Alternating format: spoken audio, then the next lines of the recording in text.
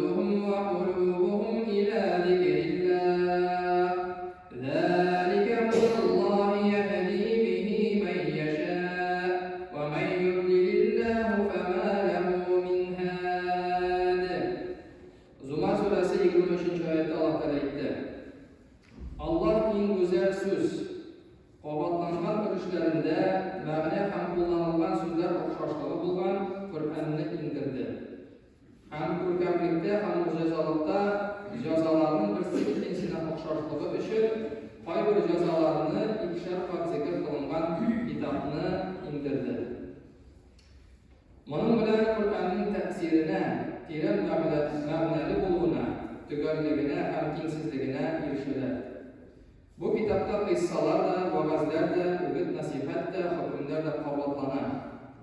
Anda bo'lgan g'azab turidagi so'zlarni eshitganda Robbisidan qo'rqgan kishining tanidan sokin yuguradi.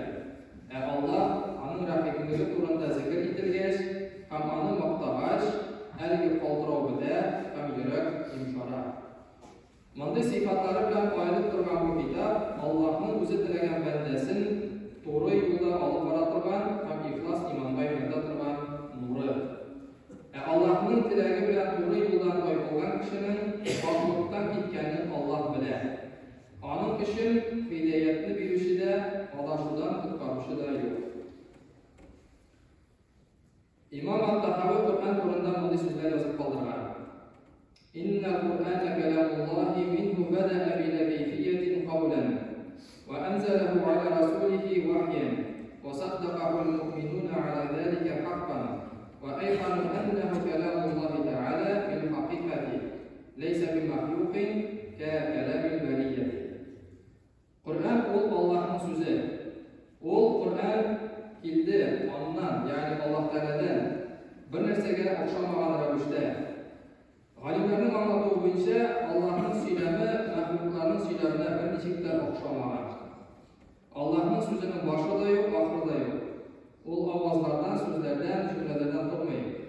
Ichida borliqqa keltirilgan elementlar yo'q, o'zgarmaydi ham, o'zgartirilmaydi. Alloh indirdi uni o'zining elchisini vahiy yo'li bilan. Allohga iymon keltiruvchilar uning haq ekanligini rostlaylar. Alloh so'zining haqiqat ekanligini ham shu so'zi kabi maxluq so'zi tugul ekanligini o'zincha ishonadi. Qufa shahri olimlarining birisi bir qiziqli ham ibratli voqeani keltiradi.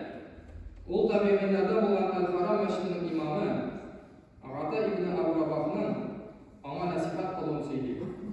G'ata ibn Abu Raboh aytdi: "Ey qardoshimning o'g'li, bizga qadar yashovchilar bo'sh so'z siylovdan yiroq turarlar edi. Men so'radim. Ana sana Alloh, ya'ni sahobalar bo'sh so'z deb so'ralar edi. U Alloh so'zidan, ya'ni ona o'qidan, tafsiridan olar, hadislarni topshiruvchi shogirdlari, ya'ni isnadi bilan ham Allohdan boshqa yaxshilikqa chaqiruv ham mashaqqatdan tuyuq so'zlaridan, Allohga yaqinlashtirgan so'zlardan boshqa hamda dunyolik ishlarida kerak bo'lgan so'zlardan boshqa barsida bu so'z deb so'ralar edi. Shundan so'ng bu tabiin shu Qur'on oyati Qof surasining 10-12 oyatlarida إذ يتلقى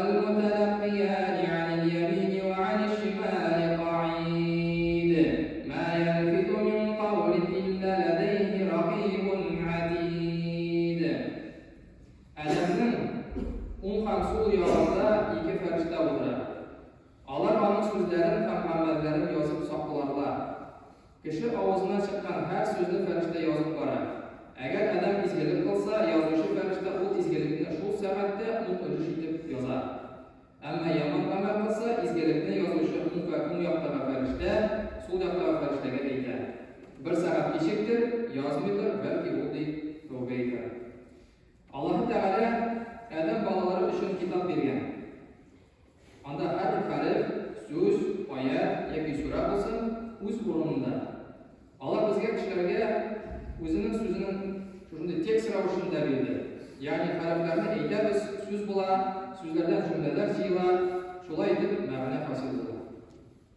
U so'zlarni aytib, Alloh saqlov, boshqalarga topshirish mumkin ishlardan. Lekin Alloh so'zi boshqa narsa bo'lsa, bizga uni qabul etuvda, saqlovda, ham boshqalarga erishtiruvda bir qiyin bo'lar edi. Shuningdek Alloh taolo Qur'onda so'rag'iz deydi, siylag'iz deydi, yolvorag'iz deydi, shodlantiramiz, kesatigiz, duo qilamiz kabi so'zlar bilan yo'lini ko'rsatamiz. Ya ayyuhallazina amanu taqulloha wa qulu qawlan sadida yuslih lakum a'malakum wa yaghfir lakum dhunubakum wa man yuti'illaha wa rasulahu faqad faza fawzan 'azima. Allah Taala Ahzab surasining 70-71 oyatlarida aytdi: Ey mu'minlar, ey iymon keltirgan kishilar, Allohdan qo'rqamiz, Allohga gunohli bo'lgan saqlanamiz, ham haq bo'lgan foydali so'zlarni so'zlaymiz.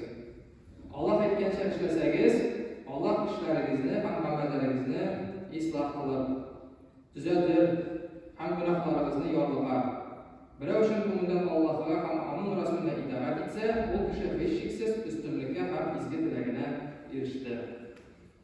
وقال ربكم ادعوني أستجب لكم إن الذين يستكبرون عن عبادتي سيدخلون جهنم داخرين. Şulay Allah Teala Gafir suresi 60. ayette aytdi. Sizning Rabbingiz aytdi: "Menga qana duo qilasiz, ham men sizning duoingizga javob beraman. Menga ibodat qilmaslik ham duo qilmaslik darajada takabburlanganlar tubansitilgan holda jahannamga kiritilacaklar."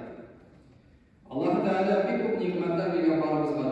Shular orasida til ne'mati zo'r o'rinni olib turadi.